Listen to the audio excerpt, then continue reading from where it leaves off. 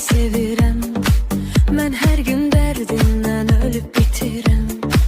Gözümün önündə canlanır üzüm. Mən səni qarşımda görmək istərəm. Bu sevgi ağlımı yamaman alıbdı. Qəlbimə sağalmaz yara salıbdı. Bilmirəm dərdimi mən kimə deyim. Ürəyim bu dərdlə tənha qalıbdı. Gündüzlər günəşim, gecələr ayım. Şaxtalı qışımsan, sən istəyayım. Hər şeydən ucasan, hər kəsdən əziz. Sən coşqun dənizsən, sən axar çayım. Mən səni sevirəm divanələr tək. Qəlbim paramparça viranələr tək. Sevgim qeyri-adi, sevgim möhtəşəm. Sevgim tarix olub əfsanələr tək. Mən səni sevirəm divanələr tək.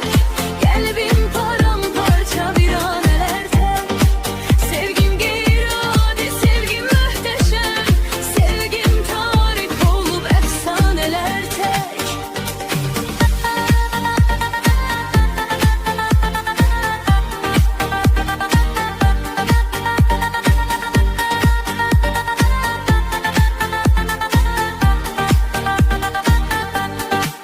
Uzaqdan uzağa təkcə sevirəm. Sənə toxunmadan elə sevirəm. Xəbərin yoxdur ki, səni nəyi zalım. Mən səni hamıdan lap çox sevirəm. Bu sevgi ağlımı yaman alıbdı. Qəlbimə sağalmaz yara salıbdı. Bilmirəm dərdimi mən kimə deyim. Ürəyim bu dərdlə tənha qalıbdı. Gündüzlər günəşim, gecələr ayım. Şaxtalı qışımsın, sən istəyayım. Hər şeydən ucasan, hər kəsdən əziz.